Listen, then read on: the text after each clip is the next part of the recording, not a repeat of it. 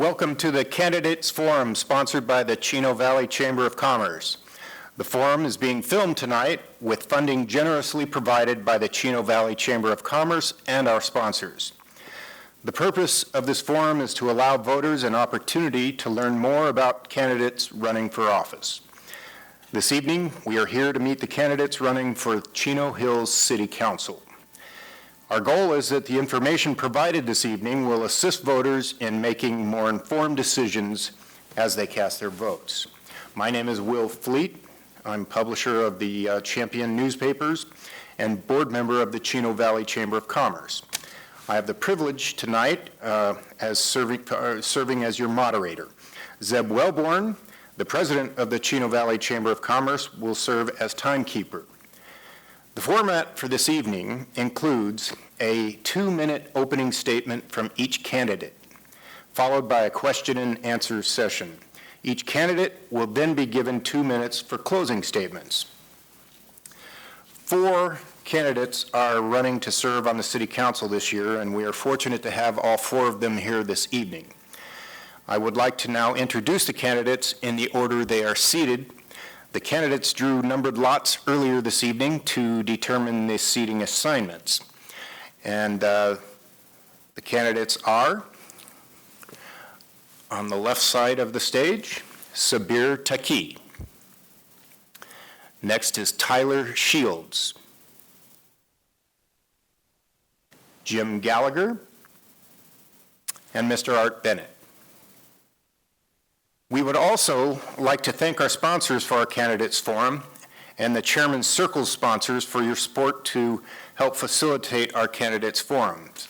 Thank you to the SoCal Gas for sponsoring our candidates forum, and thank you to Health Service Alliance, Team Lally, City of Chino Hills, Champion Newspapers, Walmart, Waste Management, Ontario International Airport, TransTech Engineers, Inc., Pac Lab, Town Place Suites by Marriott, Ontario, and Chino Hills, Southern California Edison, Fodrell Construction, Shell Roofing Solutions, Tri-Counties Association of Realtors, Apollo Insurance Services, State Farm with John Edgar, Hussman Corporation, Good Enough Travel, Golden One Mortgage, Accredited Tax and Financial Planners, Inc., Pacific Energy Network,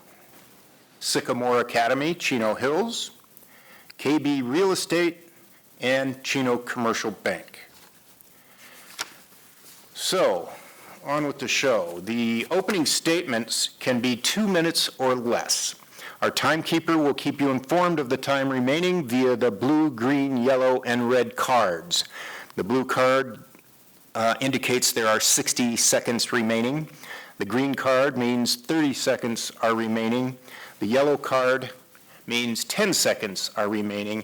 And the red card means it's time to stop. If you're in the middle of a sentence, you may finish the sentence and then stop.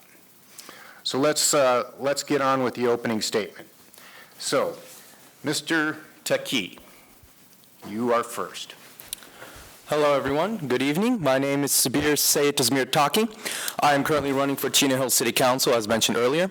My main campaign points is handling the COVID pandemic, but after the pandemic is said and done, I would like to slash various fees, such as citation fees, business franchise taxes.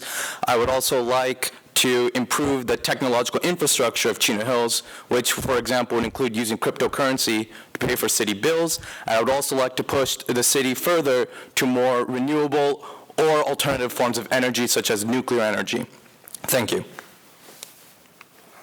Thank you very much. Mr. Shields. Hello, my name is Tyler Francis Shields, and I'm a proud lifetime member of this community. I plan to be here in the next 30 years, as well as young families and parents who live in this community. We need to start thinking about their investment, their homes, and their inheritance to their children's children's children. We need to develop in green technology. We need to have access to Wi-Fi hotspots, knowing that there are other technology companies coexisting and working with local cities at this point in time. Times and conditions change so rapidly that we must keep our aim constantly focused on the future. That's a quote by Disney. I believe in the future, and I believe the future is a youthful aspect that we have to look into. Also, we need to look into the dry vegetation in our city. It's very paramount that we do, either by creating community gardens or anything to subside this area. I know that this area may not be impossible to do it, but at least we have a dent. We can put a dent in our future. Thank you. Your opening statement, Mr. Gallagher. Good evening, residents, fellow residents, and by the way, thank you to the City of Chino Hills for letting us use their venue and for the Chamber for putting this together. My name's Jim Gallagher. I'm a longtime Chino Hills homeowner. I've been here 30 years. I'm a retired aerospace employee working for them for an equal amount of time.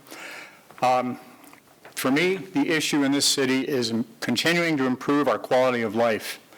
Why am I running? We've never been faced, first of all, with a pandemic like this, the COVID-19, and we are faced with a serious crisis, and I'm concerned. So far in the county, we have 56,400 confirmed COVID cases. We have 962 deaths.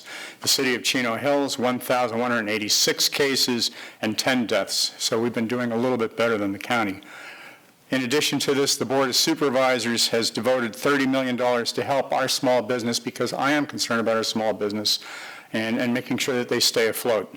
The program offers financial assistance and benefits to businesses that take the necessary steps to help them stay afloat. My record, I'm very involved in the community. I'm a member of the Chino Valley Chamber of Commerce on the Board of Directors. I'm Ambassador of the Year for 2018 and 2019. I'm a member of the Concerned Parents and Residents of the Chino Valley Unified School District, the Save the Tres Hermanos Ranch Group, the 55 Plus Club Senior Group, the Chino Hills Historical Society, and my favorite, Dog Park for Chino Hills nonprofit. Also, I served on the advisory panel of Bright Prospect 501c3, which helps youth get educated and placed in college as well as placed in industry. So we have a very historical event here.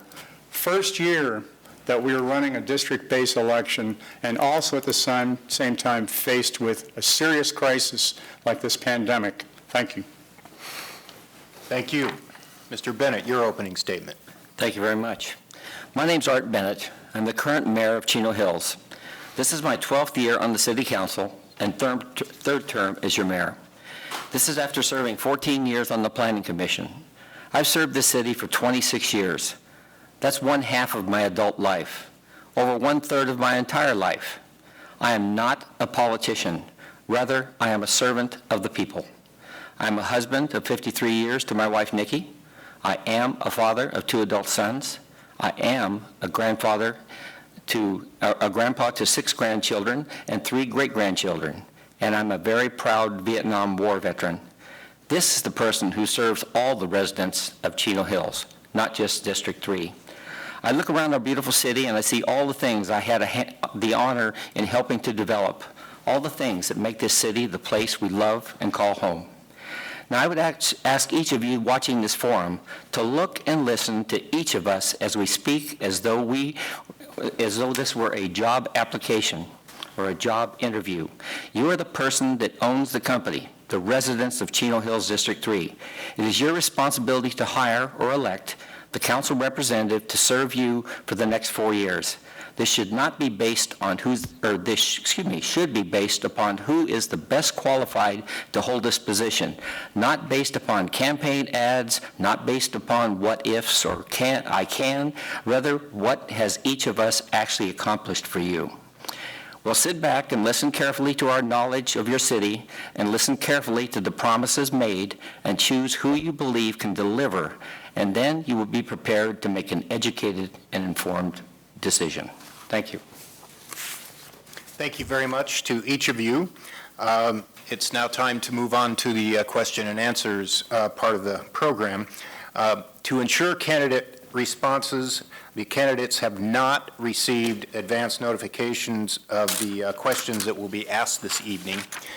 They've been a closely held secret by the leadership of the chamber. In fact, I didn't see the questions myself until about 15 minutes ago. So the questions are a combination of those received in advance from the community and chamber members, and those prepared by members of the chamber's legislative committee. Candidates, you will have up to 60 seconds, 1 minute, to answer each of the questions. As we did earlier, Zeb will be watching the time and showing you the cards, letting you know how much time you have left. So we will begin with the first question directed to candidate Shields.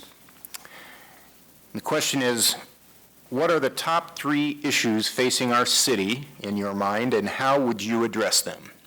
One is the fact that we are considered a high-risk area for wildfires.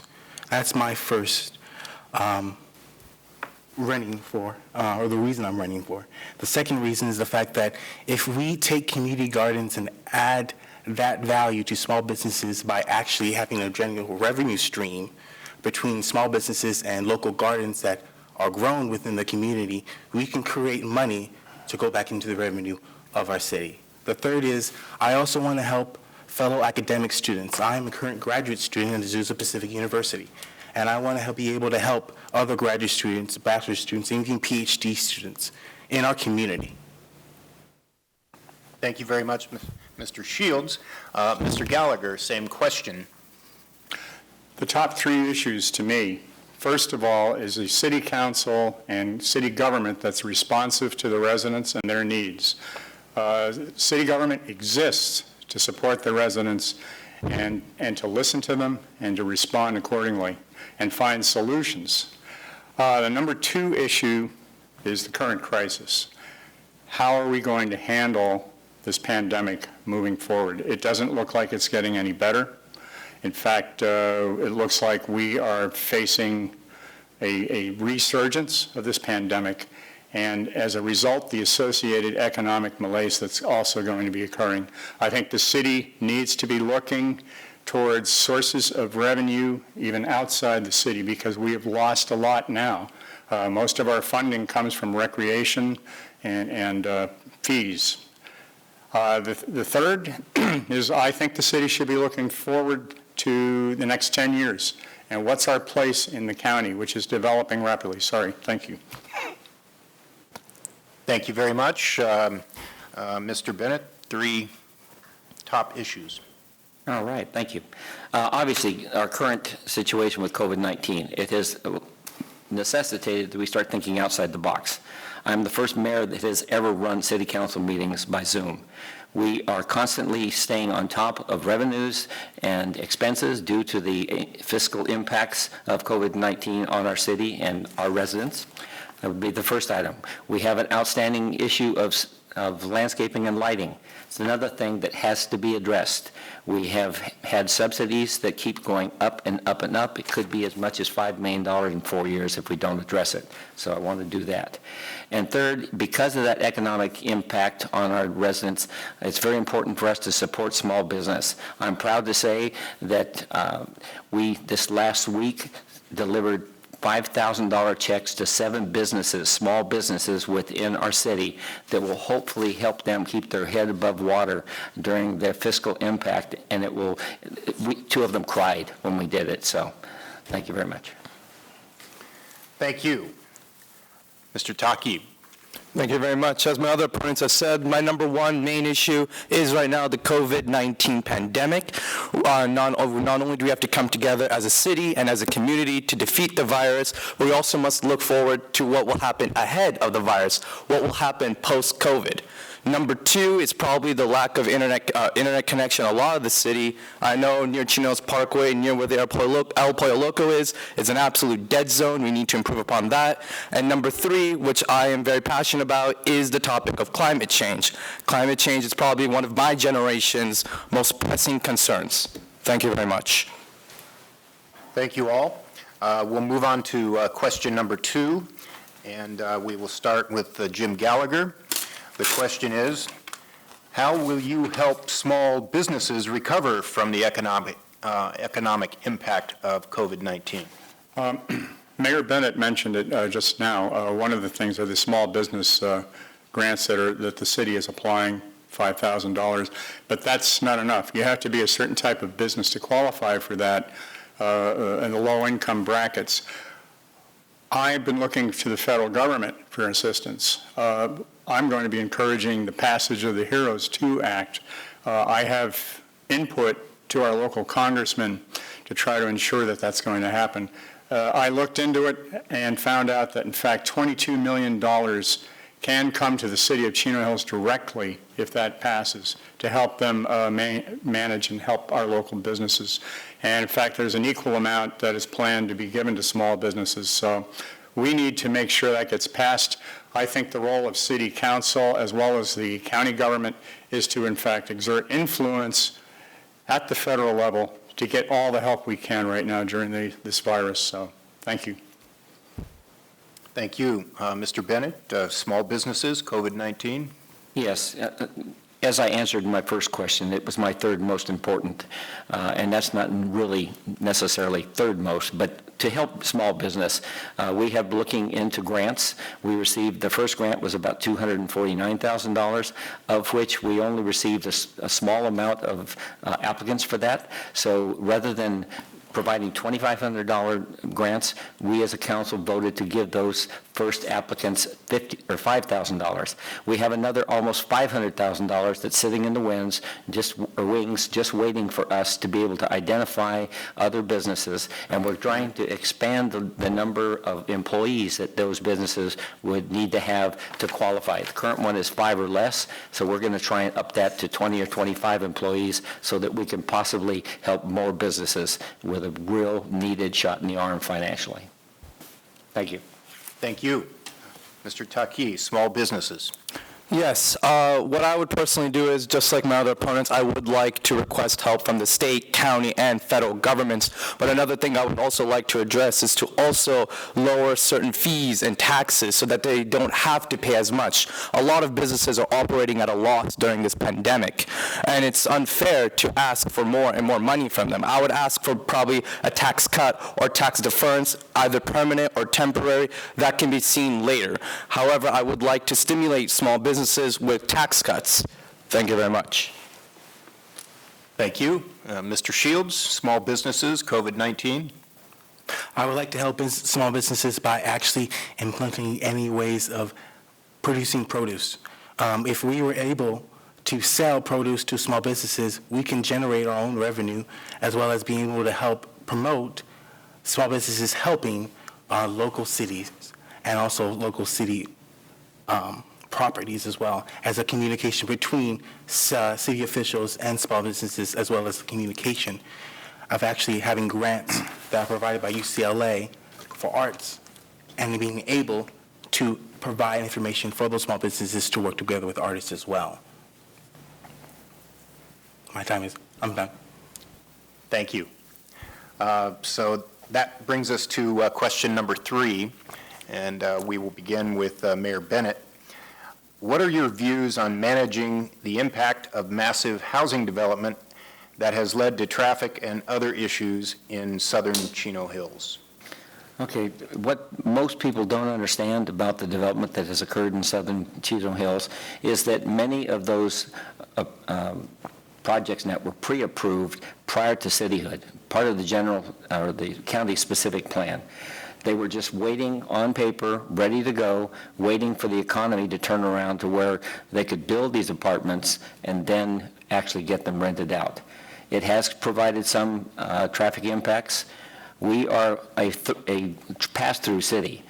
We're always going to have traffic issues. We are trying to mitigate that with increased policing down there to try and make things flow better, but it's a fact of life that there are developers' rights, and when people have the right to build these multi-family complexes, they're going to do it when the market is right, and that's essentially the thing. We're constantly working on ways to relieve and alleviate the traffic impacts down there. Thank you. Mr. Taki, Southern Chino Hills development? And the traffic issue, yes. As for Southern Chino Hills development, personally, I would like development to stop there. I would like to keep Chino Hills green. I don't want to continue further in and damage the scenery. As for traffic, we are a passenger city, that is an unfortunate reality, but there are several ways we could help mitigate traffic. There is, of course, law enforcement checks, but we could also install, and this will be much later after the pandemic and the financial issues are gone, but I would like to call for some infrastructure changes, more roundabouts, for example. Roundabouts are known to reduce congestion, to improve gas mileage in vehicles, and not only that, but also reduces CO2 emissions by quite a bit. Yes, it will be a mix between law enforcement enforcing laws, no more development afterwards, keep the hills green, and finally, an infrastructure change. Thank you very much. Thank you. Your thoughts, Mr. Shields? Cunningham Baristas. I like to use that name because that's the development area that was in our community, District 3. Unfortunately, that company folded their LLC and they're not here anymore. We need to start looking into the developments that come into our community, first of all, because some of them are not going to last. Some of them don't last. Some of them fold their LLC and move on to the next big investment. We need to have a more careful look at these developments and the traffic that it brings. If you look at, I would say, a business, Chick-fil-A, they bring a lot of traffic to an area that it's so narrow that a lot of people have to go around Sprouts in order to get to it. I'm just using that development as another development for housing as well. We need to start looking more into it before we actually approve. Mr. Gallagher? I was part of the Citizens Advisory Group for the General Plan in 1993 when we first started to lay out the vision of the city. Mayor Bennett was as well. And most of the apartments and higher density residential units were to be placed along the 71 route, which at that time wasn't even a freeway yet.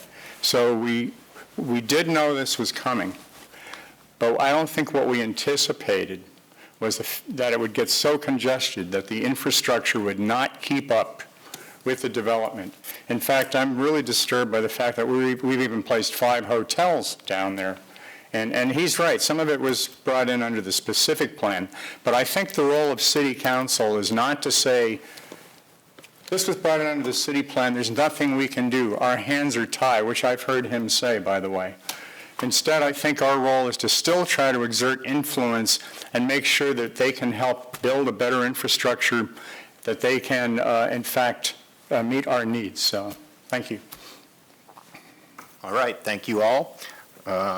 Sabir Taki, you go first on number 4, and that question is, the state of California says there are not enough homes and apartments to support the state population.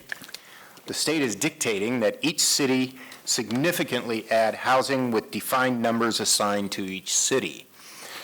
How will the city balance housing requirements from the state with the concerns of residents who do not want more housing in the city? That is an excellent question. As we know, we are number 1 in homelessness in the entire state, which is an unfortunate fact.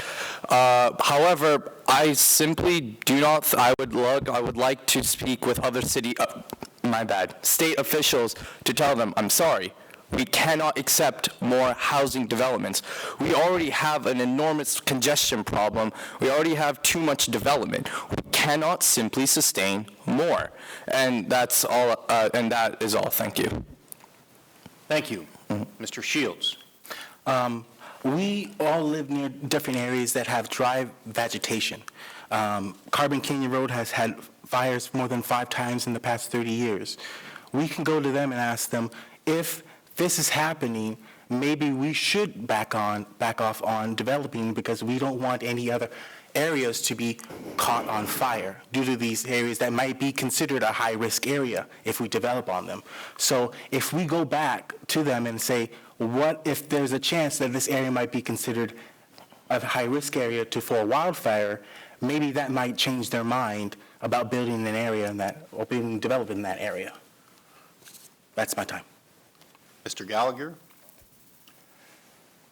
The The city has already been doing an admirable job, I might add, and trying to negotiate where to put higher density housing. The numbers have come out from the Southern California Association of Government that we do have to build higher densities and meet the homeless issue in this state.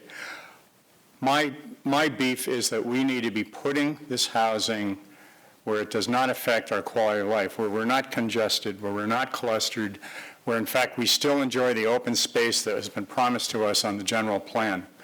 At this point, it still seems that we're building wherever the developers want to build. In fact, my opponent, I've noticed on his 460 form, already has accepted 60% of developer fees, which I think makes him vulnerable to making decisions in their favor, as opposed to maybe negotiating with them to place the housing in the right place. Our homeless issue isn't that bad, by the way. They've only counted 2 homeless in the city. I think it's more. I've heard stories, but so far we're okay. Thank you. State mandated housing, Mr. Bennett? Excuse me, to clean up a couple things, yes, we are not anywhere near the highest homeless in the state or even in the county. I have no idea what dry vegetation catching fire has to do with any of this question.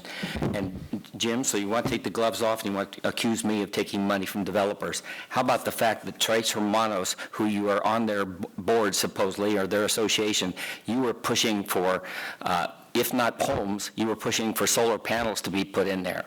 So let's get things straight. We have a need by the state to meet our RHNA numbers, Regional Housing Needs Authority, right. And we are dictated by the state as to how many homes we must build in our state. There's also legislation at the state level that's forcing us to increase the density of building. We are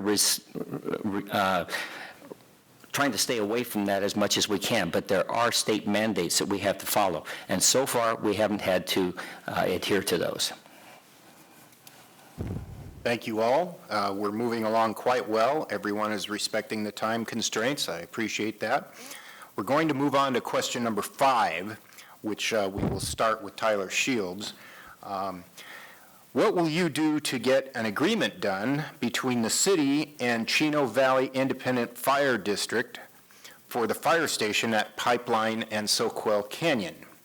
This fire station would cover most of District 3 and some of District 5, along with about half of District 4.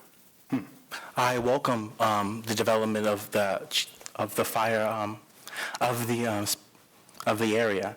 I think we need to actually think about clearing areas where there could be potential fires. I know a lot of firefighters have those big trucks and those big machines, but what happens if they go into the areas where they cannot go into because of not an open path for them? We need to also consider those types of things when we build fire departments, is what areas can we clear out for them in case of a wildfire in our community. Thank you, Mr. Gallagher. Same question. Well, obviously, I think we need to build this fire station. I agree with Mr. Shields on this. It's really important that we find the funding to get it put together. I like the fact that it's going to be serving at least 3 districts. I know there's probably some opposition to building it, but I feel that it's necessary. So I'm done. Thank you, Mr. Bennett. Yes, we are actively negotiating with the fire district right now. I can't give you all the particulars about it, but Vice Mayor Joes and I have been meeting with the fire district president and vice president, along with their chief and our city manager. We are getting very close to coming to an agreement that will allow us to help furnish the money necessary. That station will go at the intersection of Pipeline and Soquel Canyon. So we are well into the negotiations. That is kind of a need in that particular area to service and better service the calls for fire suppression and firefighting. So we are very, very close to getting that resolved. Thank you. Thank you. And Mr. Takib. while I would be rather concerned with what kind of traffic congestion would return from it, I do agree with all of my opponents in the sense that this fire station is, I'm sorry, I lost words. This fire station is quite important for the city, and that's all the time I have. Thank you. Thank you very much. Okay, we move on to the next question, and we'll start with Jim Gallagher. And the question is, what would you do to advocate and ensure that all businesses can reopen safely? First of all and foremost, all the businesses need to be following the guidelines that have come down from the state as well as the county. Now, I know there's some unpopularity with that, but we need to keep our residents safe. So the city's job here is to communicate effectively to the local businesses what they can do and what they cannot do. And of course, masks, social distancing, and even meeting outdoors, if it's a restaurant, for example, are some of the ways that our local businesses have been coping with this pandemic. And I think the city can do an even better job if we communicate more effectively with the signage and meet directly with the business owners to help with that. But in fact, the Chamber of Commerce should have a role in that as well, partnering with the city to help them. If we all cooperate, we all work together, and we keep the numbers down, the number of cases, we can open sooner. Thank you. Thank you. Mr. Bennett. Yes, we are actively doing whatever we can to educate the people that are our residents. No one likes the idea of the fact that these small businesses are going out of business. The unfortunate thing is that this is a state mandate. They came up with the 4-tier colored program. A lot of it depends on the amount of testing that's done so that we can get the ratio down below the 8% to go into the next level, which then will open up about 25% of the seating. We have been using a expedited process where we are allowing restaurants that are adjacent to parking lots to open up the spaces in some of the parking spots in front of their business and putting up easy ups and spaced tables so that those businesses can stay open, save their employees' jobs, and hopefully be able to start generating some revenues that will help pay those bills that they are drastically in need of paying. And then also we're going to follow up with the additional grants to see how many additional businesses we can help. Thank you, sir. Mr. Taki. Small businesses and such can open so long as they follow CDC guidelines and of the San Bernardino County's health department. While we are mandated by state at a certain point, what we must also do as a city is do our part, stay indoors, wear your mask when it is present, keep the numbers down so we can become a green zone, so we can open businesses more. And even when the businesses are back open, we must still maintain social distancing and masks as per CDC guidelines up until a COVID-19 therapeutic or a effective vaccine is developed. Thank you. Thank you, sir. Mr. Shields. When we open small businesses, we open up with the policies and guidelines that are given to us, but we also can think about ways that we can help those small businesses as well. I think we could open to the idea of an app-based program that could be like Uber Eats. I know a lot of technology companies like Uber and Lyft are leaving because of their driving aspect, but we could actually be able to help small businesses even further if we are able to create an app-based, city-based program that are able to have more communication between the restaurants and the city. Thank you. Thank you very much. We'll move on to the next question now, and we will start with Mayor Bennett. And the question is, can you serve on the city council and govern for all residents? How will you ensure that a nonpartisan agenda is pursued on the city council? I'm not sure. Could you repeat that question? Because the beginning of it's confusing. Basically, the question is, how will you ensure that a nonpartisan agenda is pursued by the city council? I think we have a long history. Since day one of cityhood, 29 years ago, we have never had a candidate that has ever openly pushed for a partisan participation on our city council. We have always adhered to nonpartisan. We vote based upon what is in the overall best interest. I must say that Mr. Jim Gallagher is supported by every Democratic organization you can think of. He is the first candidate that is ever going to try and politicize this office and take it away from being nonpartisan and strictly vote and have everyone hopefully vote for him based upon the fact that he is a Democrat versus any Republican that's on this board. And he is the first candidate that's going to take away from the nonpartisan, and he will vote partisan. You can bet it. Mr. Taki. Okay, so as for keeping it nonpartisan, I believe at the city level, political parties don't quite matter as much as they do at the county, state, or federal level. I do believe, however, that the people themselves tend to politicize. It's a lot easier to decide what a person believes in, what kind of ideologies they have based on the political party. So it could be very well possible that the people of Chino Hills might want to know what party you're part of, because the idea behind it is that, if he's part of my party, that must mean our ideologies align. And if that's the case, I should vote for him. Now, as for keeping it nonpartisan, that is quite simple. I believe that everyone on the city council is professional enough to keep party politics out of the city. Thank you very much. Thank you, sir. Mr. Shields. I've read the George Washington's farewell address. Thank you, Mr. Epps, for making me read that.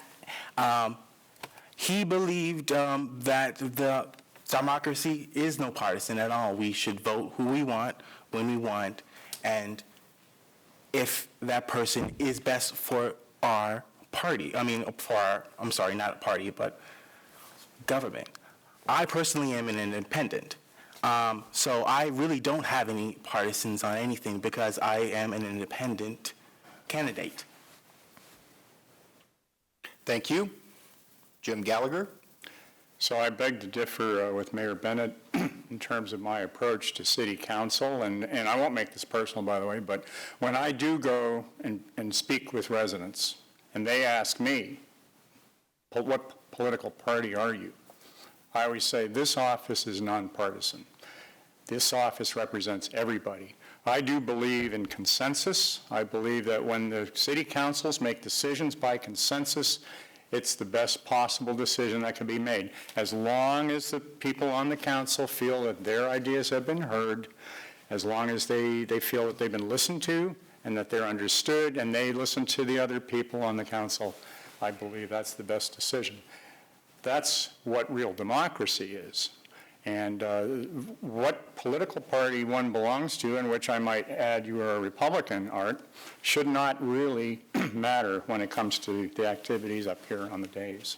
I get along with everybody, and I do believe that's the role of a council member. Thank you.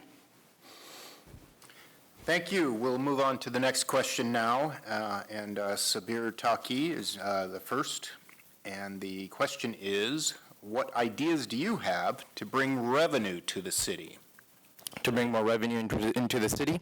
Yes. One of my original ideas was actually to reduce sales tax much lower than the cities around us, and then I found out that sales tax is actually regulated by the county and not the city, so that went out the window.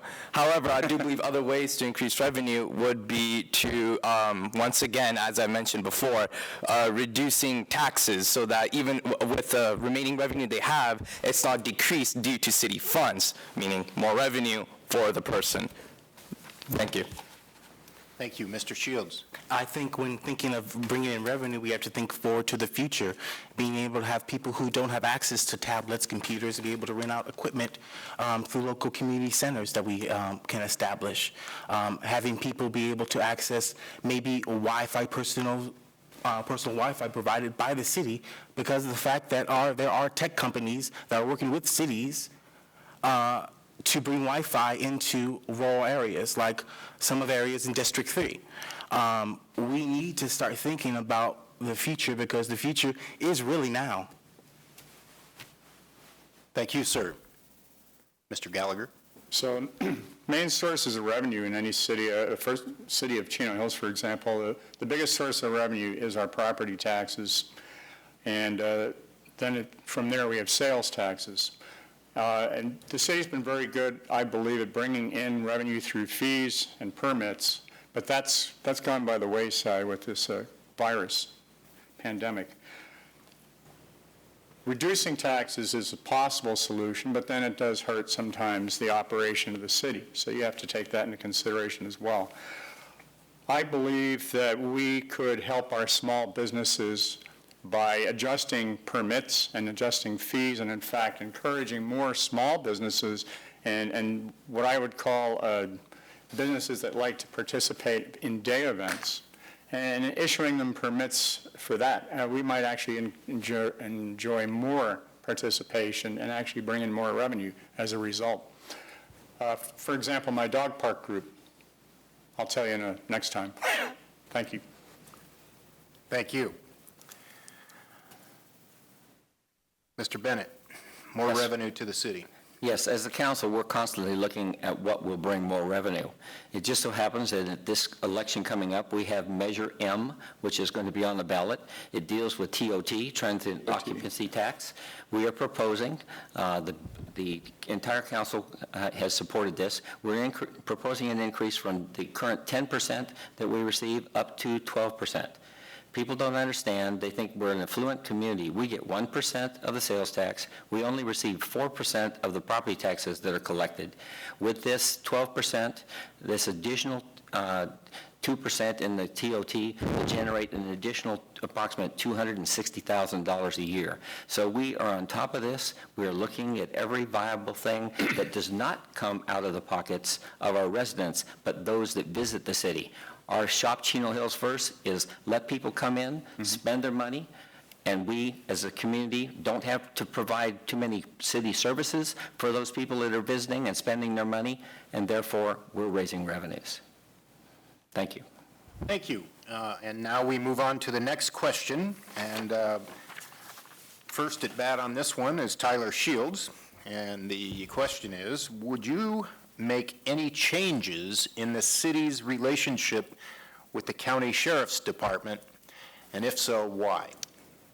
I would just have more community-based activities with local officials. I think that we have to have a strong communication between local neighbors, local constituents, and their peace officers. I think that that is valid right now. The fact that we can't have an open conversation like this, as we see right here today, we can have more of that with officers, with local neighbors. And I think bringing programs that are free, that are be able to bring these types of communities together will work. That's my time. Thank you. Mr. Gallagher. We currently have a good relationship, I think, with our sheriff's department. They're about 35% of our budget is spent, which is a lot cheaper than what you see in neighboring cities like Chino, where they spend 50% of their budget on their police activities. Captain Walker is very responsive, I've noticed. There could be some improvements, though. One of the things that they've done recently that I really agree with is they brought on a social worker to handle more neighborhood social problems. I would advocate that we bring on more than that, maybe 2 social workers, maybe 3, because especially during the pandemic, as people have been shut in, we've had a lot of domestic issues, I've heard, and police shouldn't always be called in on those kind of things. Sometimes it takes people with a psychological background to help deal with that. Nonetheless, I think Walker could improve his response time. That's another issue that I've had with our police department. He has a goal to reduce response time to about 3% when they're called, and I support that and would push for it. Thank you. Thank you. Mr. Bennett. Yes, changes in the sheriff's budget. When people start talking about increasing social programs to be funded by the police budget, because that's what they're talking about, I clearly believe this is just another way of saying defund the sheriff's department and defund the police, whether it's small or large. I will tell you that I believe I can speak for every one of our council members. We are in no way in favor of defunding the police department. We provide tremendous service to our residents by contracting with the San Bernardino County Sheriff's Department. They're down to about 54 sworn officers. They do a fantastic job for us, and if you compare the $14 million a year that we pay them compared to $40 million a year that's being spent by the fantastic police department next door in Chino, we are getting a bargain. The idea of putting social workers out there in a hazardous situation, trying to talk down someone who has got some issues, and do that by defunding the police, I'm not for it. Mr. Taki. Thank you. To build upon Mr. Bennett's arguments, I have been told that, in fact, one of the most unpredictable and most violent police encounters end up being domestic abuse situations. While amongst the Zoomers and the millennials, defund the police has kind of caught quite a bit of traction.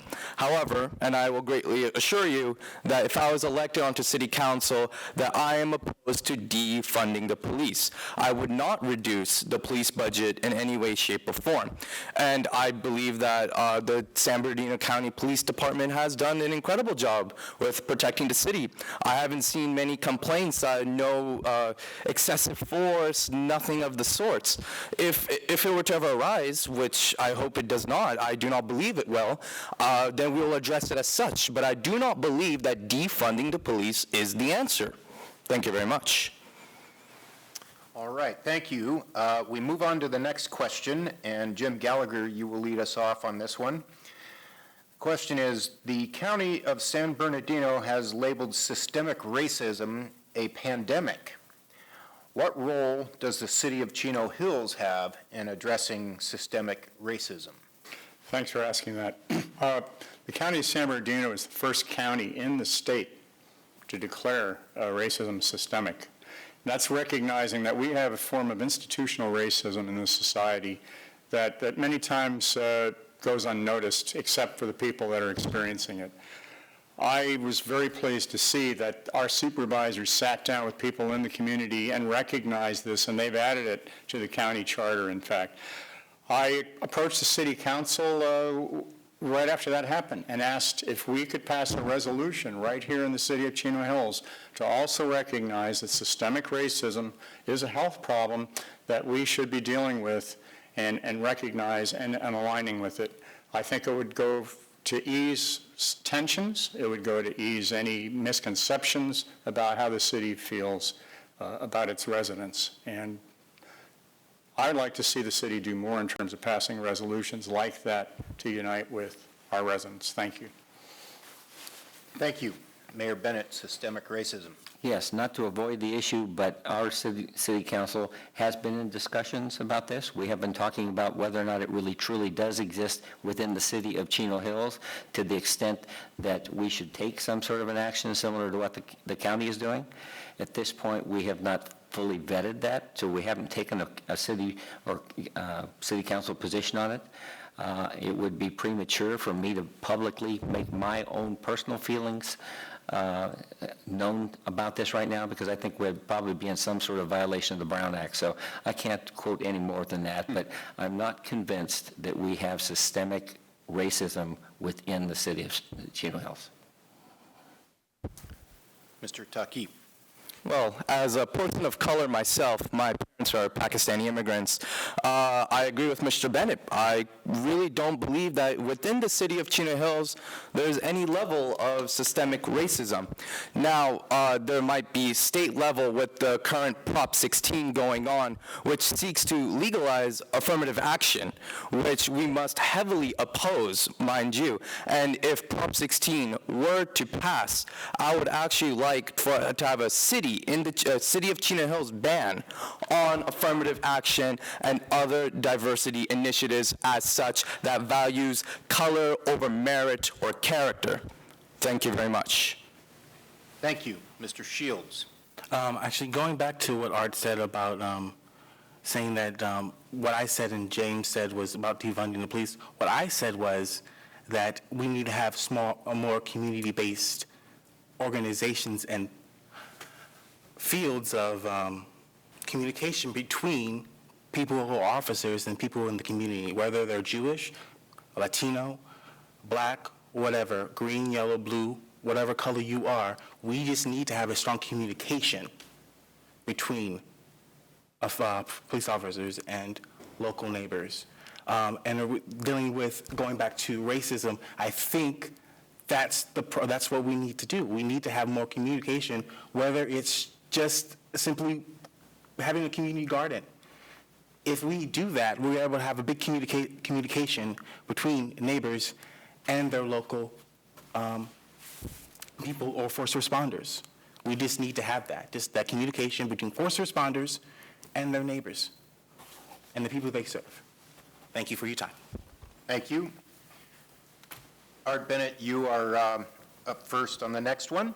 And the question is, would you be interested in uplifting older parts of the community, such as the Los Serranos area? Currently, the Los Serranos community is lacking basic infrastructure such as sidewalks and street lamps.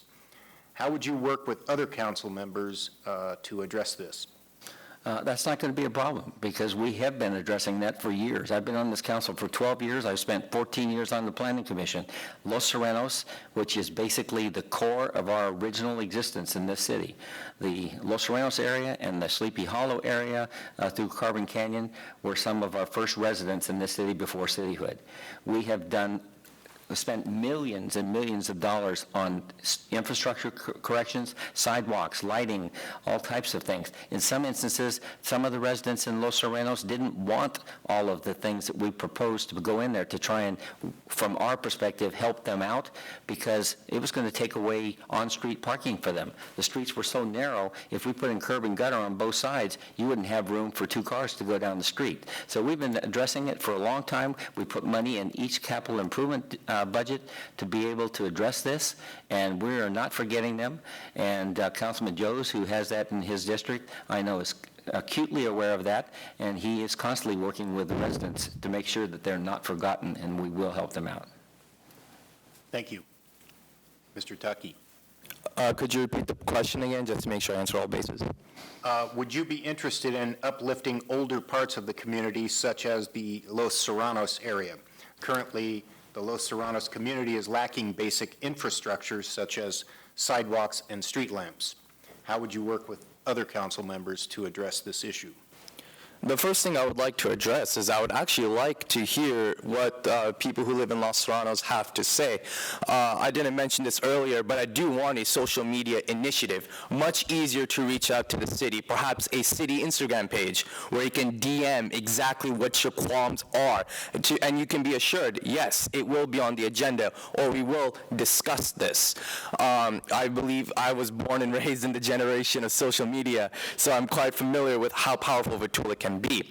So I believe that first off, we should begin with that.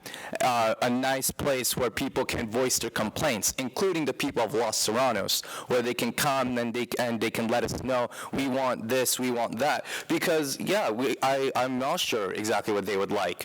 If they, what they do want, what they do not want, what they want to prevent, what they do not want, what they want more of. And I would like to hear more from that part of Chino Hills, through the use of social media, calling in, etc. Thank you.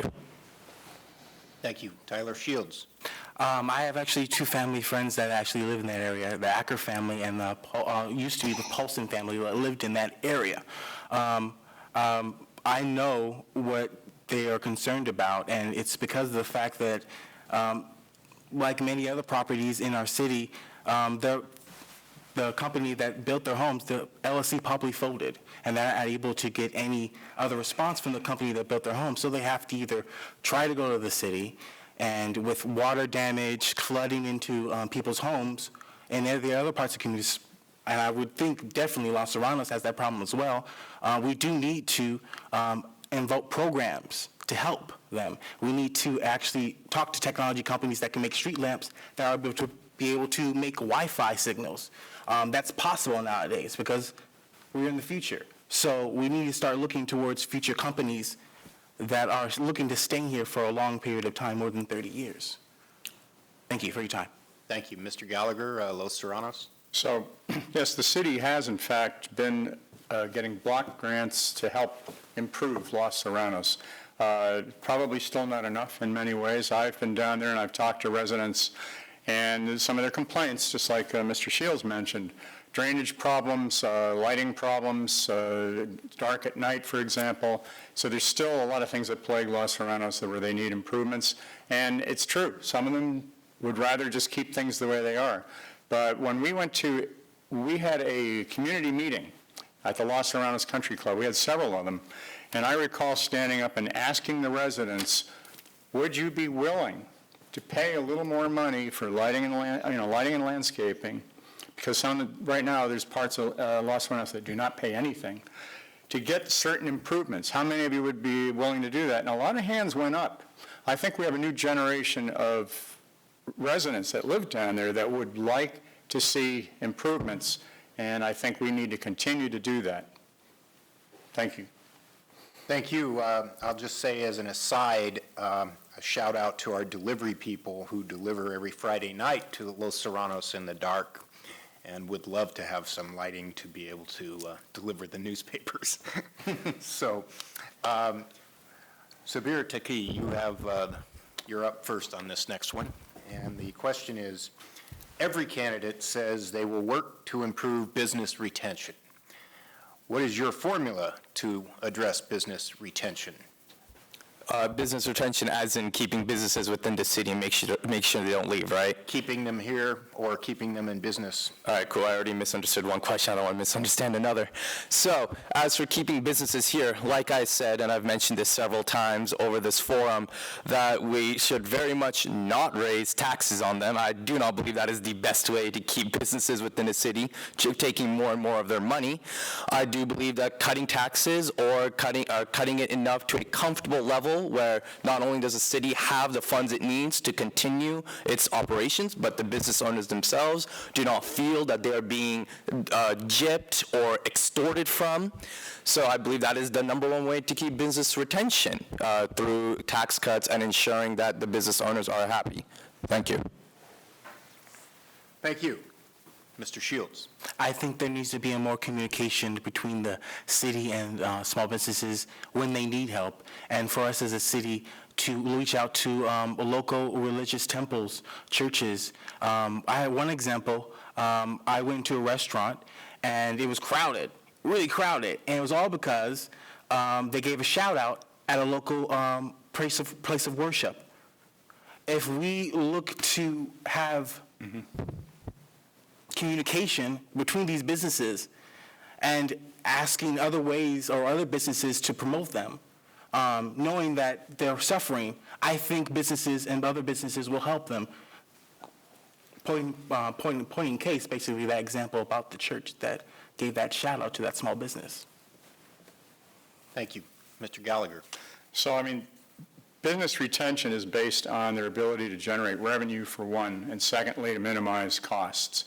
In partnership with the Chamber of Commerce, for example, we've been able to help increase revenues for some of our businesses in the city because we've been calling attention to them. We've had a restaurant month, for example, where we encouraged residents to go out and support your local business. At the city level, we've had Shop Chino First, for example, that's been touted for years as a way to help increase revenue. But I think at the cost level, we could probably do a better job when we're negotiating with landlords, for example, for helping. If there was a way that landlords could maybe ease off a little bit on some of their demands, I think it would help, especially now during the pandemic. We have a shopping center in District 3 where the 99-cent store is right now, where I see a big discount market going in. I think that's a boost for that shopping center. It's going to help. But I'm concerned about the mom and pop place next door, Lario's. So I'm done. Thank you. Thank you. Mr. Bennett. Yes, first and foremost, we want to partner with the Chamber. For fiscal year 2019-20, I was the chairman of the board of the Chino Valley Chamber of Commerce.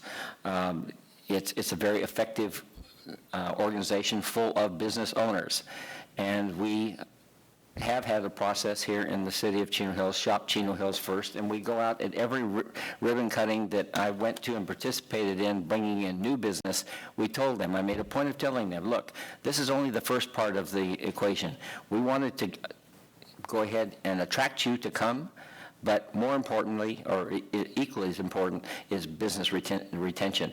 And that's one of the reasons that we are working so hard on these small grants that are available, these $5,000 grants, that we can get them into the hands of these small businesses that are hurting and help them hopefully keep their head above water, and limiting and fast-tracking the permitting so that we can get those seats for restaurants out in the parking lots. So we're doing, and we hire a consultant to work with this on this also. Thank you, sir. Tyler Shields, you are up next to go first. The question is, protecting the Tres Hermanos area of Chino Hills has been a priority for the city. One suggestion to use some of that space has been solar panels. Do you support that? If it's not in a high-risk area, then I would support it. But if it is, then there's due concerns that needs to be addressed. Thank you. Thank you for your time. Mr. Gallagher? I'm glad this came up because I was accused of supporting solar panels on Tres Hermanos Ranch.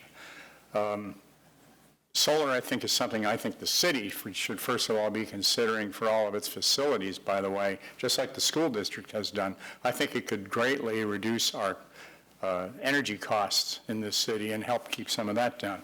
But secondly, when it came to Tres Hermanos, I personally met with their city manager, the previous city manager, and he approached me about the concept of the solar panels. When I found out that they wanted to blanket the whole Tres Hermanos, 2,445 acres with solar panels, I backed off. I told them this is obscene. I thought perhaps they were talking about putting some in the back area. My mind is Tres Hermanos should be open space in perpetuity. Because it's part of that natural corridor that we need that connects the Cleveland Forest to the La Puente Hills. Thank you. Thank you. Mr. Bennett? I will publicly apologize to Jim if, in fact, I did accuse him of supporting solar panels, and I had heard that he had decided to be a part of the Save Tres Hermanos, which was a great, worthy cause, except for the fact the city has been actively involved in the Save Tres Hermanos Conservation Authority for as long as the city has been involved. We wanted to be careful in not making statements publicly that would support something that our residents wouldn't agree with. So I had only heard that he was in support of the solar farm. We are clearly not, as a council, I can tell you, in favor of that. We would love to keep that pristine area that way as long as we possibly can. So it's not an option, and we will fight it to the extent that we possibly can. Thank you. Mr. Taki? This is a very interesting question because it's kind of the pathways of my campaign. Do I keep Tres Hermanos green, or do I advocate for renewable energy? What you need to understand about solar panels is that while they are an excellent source of energy, it is very expensive to upkeep. I would imagine over 2,000 acres would be almost very expensive to maintain. And not only that, but we'd also be damaging the ecology of it all. Now, like Mr. Gallagher said, if it was a small bit towards the back, perhaps I would consider it, maybe even keep it a little smaller to ensure that the wildlife is and the scenery is unperturbed. However, I would have to say that I would disagree with this solar panel initiative. I do believe that there may be other better ways of lowering energy costs, such as moving more towards nuclear energy, more so than using our own land to dig it up and almost destroy the beautiful scenery of the city. Thank you. Thank you very much. The next question, we start off with Mr. Gallagher, and this question says the city council will only be successful if they work together. How would you resolve conflict between yourself and any other council members? Well, I think That's always a question for any team and any organization. So conflict is bound to often occur, especially when there's differences of opinion. So conflict resolution, in fact, was one of the subjects that I used to facilitate when I worked in aerospace as an HR team leader. So consensus is the way that I advocate that all teams should make decisions. And they should abide by the rules of consensus, of course, abide by Robert's rules as well. And what's important is what the group decides is what everybody in the group must comply with once they decide that. But as long as people are felt they are heard, then I think we can keep conflict at a minimum if they feel that they're being respected and they feel they're being heard. So that's always been my approach to teams and to potential conflict. Thank you. Thank you. Mr. Bennett, how would you resolve any potential conflict? Well, first of all, I think the best way to do that would be re-elect me.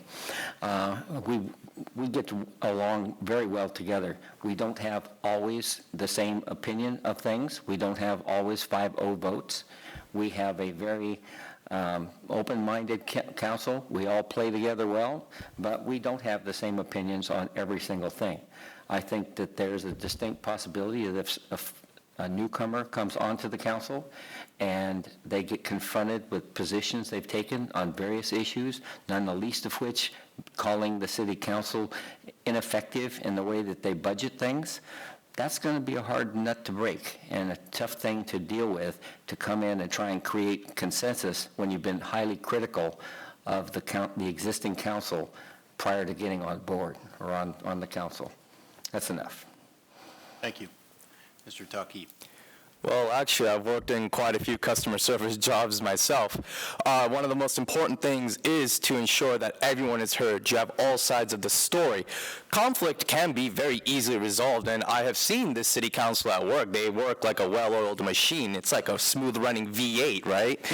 And yeah, so resolving conflict is completely fine and simple. As long as everyone is heard, you do not feel that you are alienated, you do not feel that you are being ridiculed or humiliated for your beliefs, I believe that any conflict can be resolved simply with talking down, discussing, and such things as that. Thank you. Thank you. Mr. Shields. As an independent candidate, I believe I will have no problem working with everyone. I've come from a background of being creative. I've worked with Original Productions, which is a reality TV show company that made shows like Iceberg Truckers and all those blue-collar type shows. So I've been in that room where people from all sides come to one point to create something bigger than themselves. And I believe with a council, you have to come together to create something bigger than yourself. And I believe I will have no problem being a creative person in this council. Thank you. Thank you. Mayor Bennett, you'll be leading us off on the next one. Okay. The question is, how long have you lived in Chino Hills? I think you might have said that already, but how long have you lived in Chino Hills, and what have you done to make Chino Hills a better place? Wonderful. Thank you very much. And I did not pay to have someone ask me that question. I have lived in Chino Hills since just after cityhood. My wife and I bought a condominium over in the village, Villa Del Lago Estates, across the street from Old City Hall in 1991. Shortly after coming here, I decided I would get involved. I did, in fact, get appointed to the original General Plan Advisory Commission, which Jim and his wife Kathy were also on. But I wanted to pursue that further. I wanted to take that general plan and do something with it. So I got appointed to the Planning Commission in 1995. I served on the Planning Commission. I served 3 terms as chair and 3 terms as vice chair. I became a council member in 2008 and have served for the last 12 years in the city of Chino Hills City Council. So I think I've paid my dues a lot, and I have kept an open mind, and I always make every decision based upon what's in the overall best interest of our city. Thank you. Mr. Taki. I've lived in the city for about 14 years, which doesn't sound like much, but I am only 20 years old, so that's like 70% of my life. I actually went to school here. When I moved here, when I was 6 years old, my parents came, I went to Eagle Canyon, I attended Hidden Trails, Country Springs, Lytle, Canyon Hills, and I graduated from Ayala in 2018. I've essentially grew up in this city. I quite honestly haven't really. I've just recently turned the age to be able to do something. In fact, I hope to be able to make a positive change in this city if I were to be elected into city council. Thank you. Thank you. Mr. Shields. Can anyone guess how old I am? I'll give you a minute. 30. I'm a youthful candidate, and I feel like that's beneficial. I've been here. I was born in Bellflower, where Art used to actually work, and then I've been here since 1989. I've been here most likely pretty much 30 years, maybe 29, but all my life. I went to the Husky school, but I like bulldogs. There's not a lot you can understand, but the thing about it is I've been here pretty much since birth, and that's all you need to know. Thank you. Mr. Gallagher. My wife and I escaped from the congestion of Orange County and moved here in 1993. We bought a really nice home in the Green Valley Estates area, in District 3, of course. And I've been very active in this community, maybe not as much as some, but as you know, I'm already on the board of directors of the Chino Valley Chamber of Commerce, and I've found a nice home there and working with small business and working with Zeb in particular. I was concerned about what's been going on with our school district, so I was co-founder of the Concerned Parents and Residents of the Chino Valley Unified School District, and what we do is we advocate for candidates that we feel best represent the residents. The Tres Hermanos area has been of concern for me for quite some time, and I've been actively involved in trying to make sure that it stays open. And 55 Plus Club, the seniors, I'm helping the veterans out with their bingo games when we're allowed to meet, and help them get their Veterans Monument. I was part of the Measure U group where we got an initiative passed here in 1994, I believe, that helped make sure that if we vote on if we want to make a change to the general plan, it has to go to a vote of the residents. Thank you. Thank you, sir. Now, the next question, we will start with Mr. Tuckey. What is your opinion on broadband access for the community? Broadband access for the community. Are we talking socialized broadband, or are we talking just increasing it in general within the city?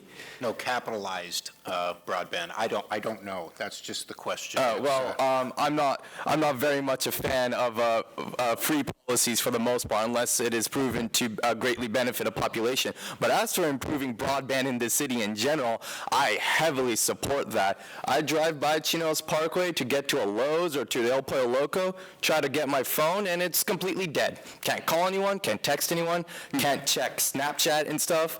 And yeah, I have highly support, and if I were to be elected, I would like to speak with other internet companies to perhaps expand the broadband and stop all these random dead zones and such. So thank you. Thank you. Mr. Shields, broadband. Broadband, you know what? If everyone knows, Time Warner then became Spectrum, the fact that Warner Media owns these kinds of companies. Media in general are kind of hand in hand with broadband, because a lot of media companies own internet companies. So the fact that bringing broadband is a good idea, we need to start thinking about how we can generate revenue with those companies as a way of breaking up these types of internet companies. If the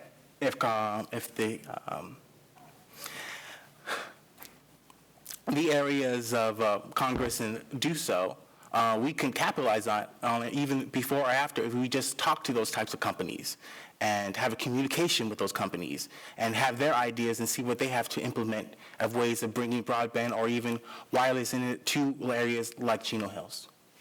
Thank you. Jim Gallagher, broadband. I'm glad you asked that question, because the pandemic has really exposed gaps in residents' ability to receive web-based communications. We have communities in Chino Hills, some are less fortunate than others, where they cannot afford broadband. I've talked to residents who have told me that their kids are struggling, for example, even with the hotspots that the school district's giving them, to get online and stay online. They're getting kicked off a lot, especially if there's multiple users in the household. So I've been in discussions with a technology company myself and trying to explore the idea of building a network broadband that would support Chino Hills, Chino, as well as the school district. I think that if we did a partnership amongst our three entities, that we could have community-based broadband that would not be as painless, it would not be as expensive as you might think. So I'm pursuing this with another councilman over in the city of Chino, and we've been discussing this. And in fact, now the federal government is offering support as well, so thank you. Thank you. Mr. Bennett. Yes, anyone who lives in the city of Chino Hills knows almost precisely where their call is going to get dropped if they're in their car. It is a fact of life that we've been dealing with since cityhood. There are difficulties. We've tried as a city to encourage the various service providers to co-locate on lighting poles, there's been flag poles, you name the source. We've had them on water towers. We've had them just about everywhere in town.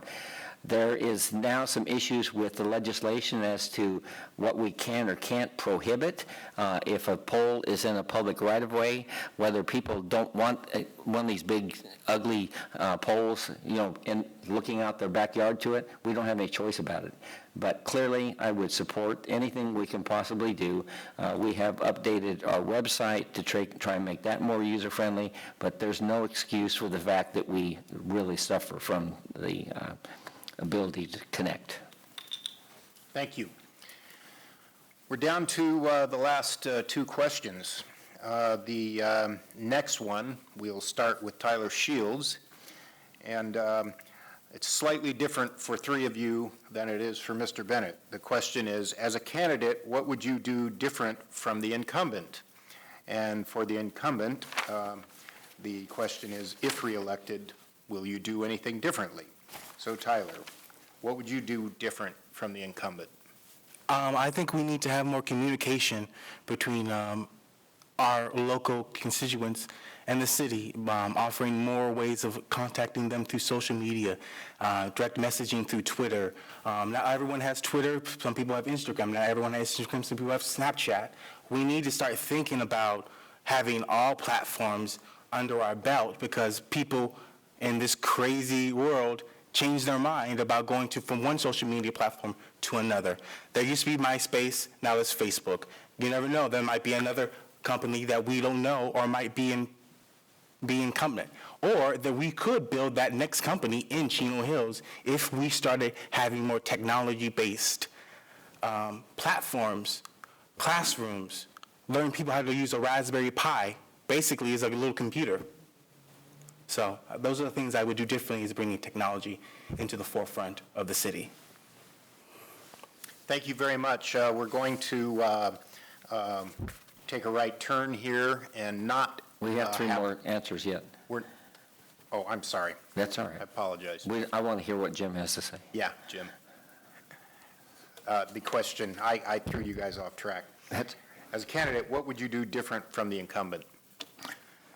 With all due respect, I will not try to speak my view on an issue before the public has a chance during the public comment session in order to sway thinking. I will listen and wait till I hear everybody in the public speak, and then I will speak my mind on my opinion.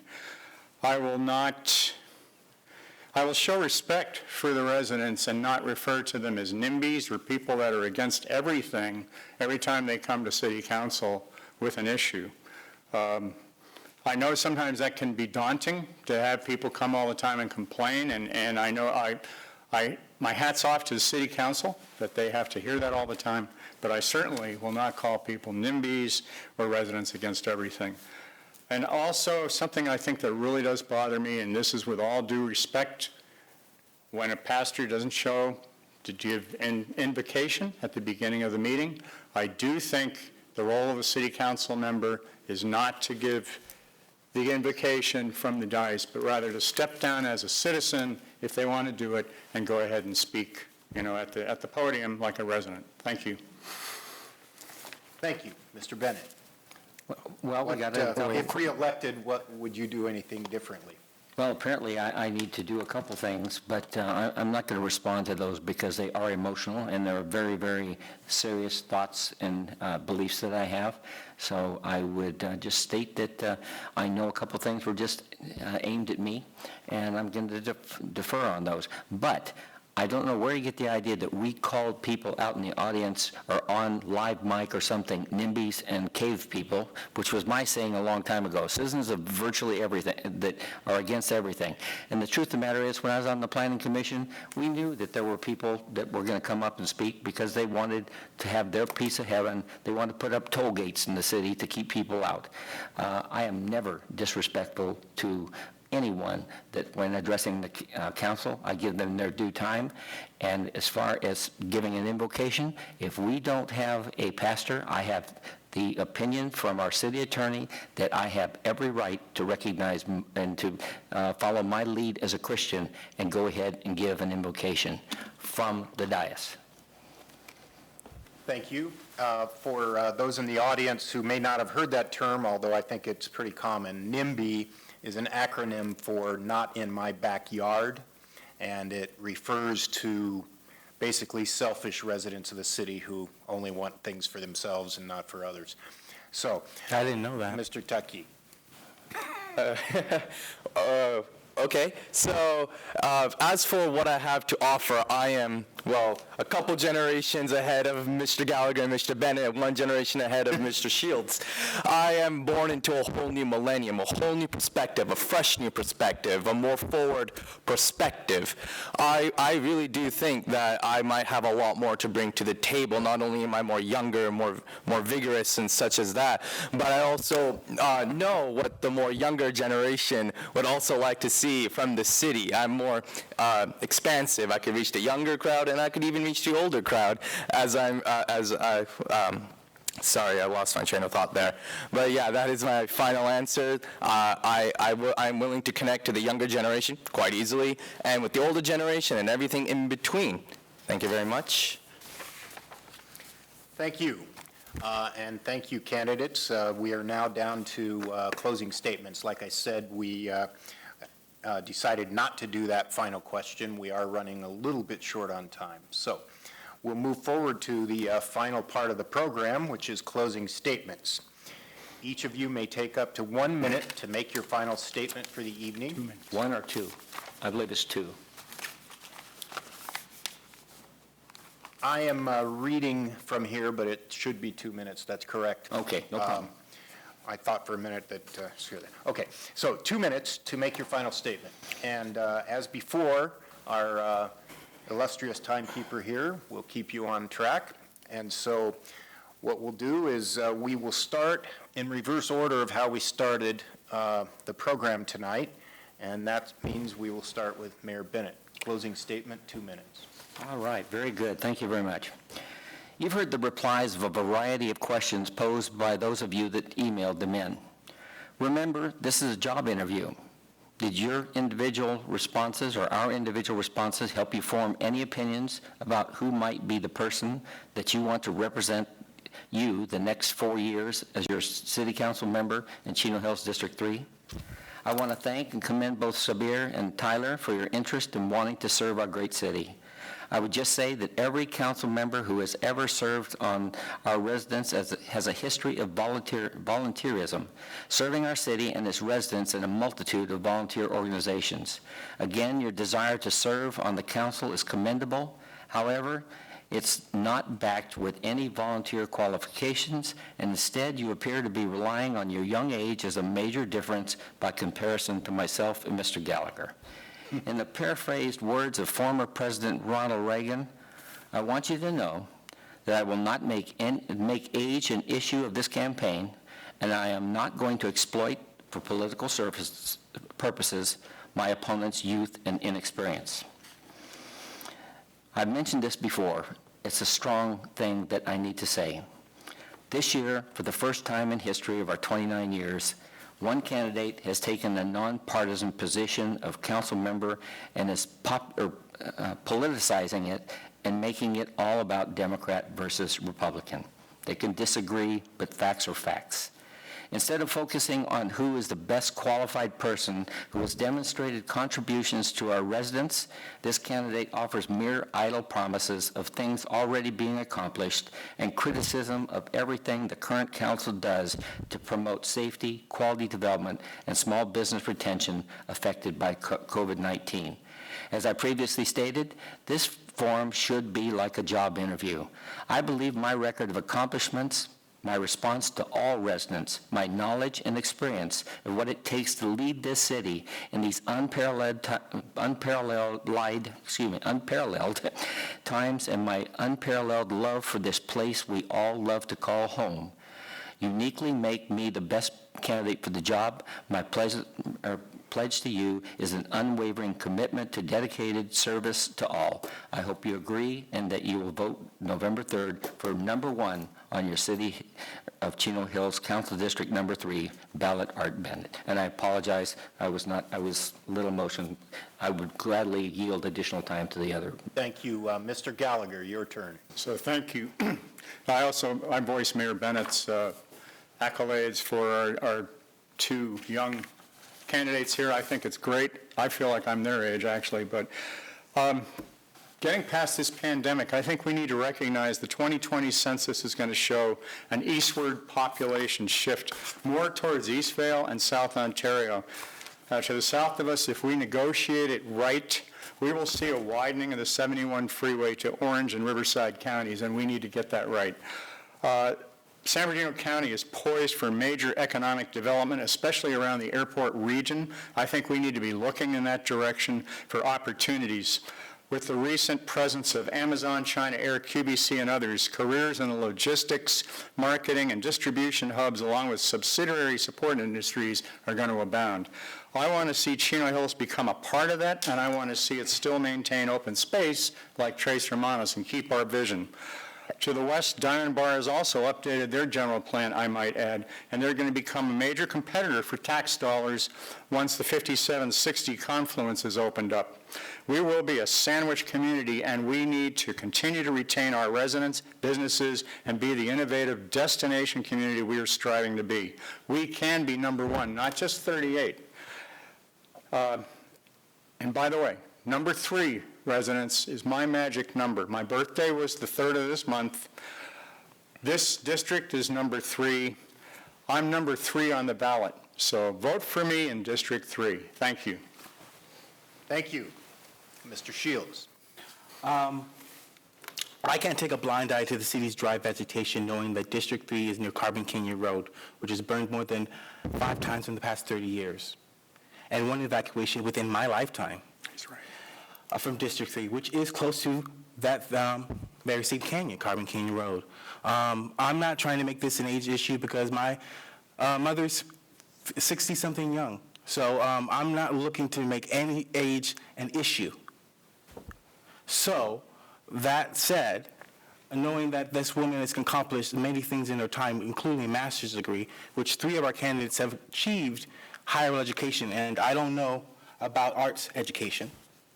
But knowing that I am a person who has education and values for this city is my stance on the issues. An electoral person who went into the front of the council in 2016 named Paul J. Maloney said, I don't know all the issues going to face in the next 4 years. Then COVID happened. We need to start thinking about the future. We really do. Thank you very much. Mr. Taki, your closing statement. I would first like to apologize to Mr. Bennett if he misinterpreted some of my statements as using my youth to garner voters. I sincerely do apologize. I did not mean it that way. I would like the people of Chino Hills to know that first steps always start somewhere. Now, I would like to go more further than Chino Hills. I would like to improve the lives of people within this county, within this state. You could vote for me for my first step this coming November. I would love to help this city in any way I can. I would love to pass policies to ensure that Chino Hills is prepped for the future, whether environmentally and technologically. Thank you very much. Thank you very much. That concludes our forum for tonight. I would like to share a personal note. Disagreements are healthy, but civility is important. And I actually heard an apology tonight, maybe now two, which is very nice to see, that statesmanship has not entirely gone out of style. And I want to thank you all for being civil and for following our rules for this forum tonight. It's obvious by the information you shared with us that you are all committed to serving the citizens of Chino Hills. On behalf of the Chino Valley Chamber of Commerce, we wish you all the best in the upcoming election. The Chamber would also like to thank the City of Chino Hills for graciously allowing us to use this City Council chambers for our forum. The forum is now concluded. Please, everyone, remember to vote. Thank you.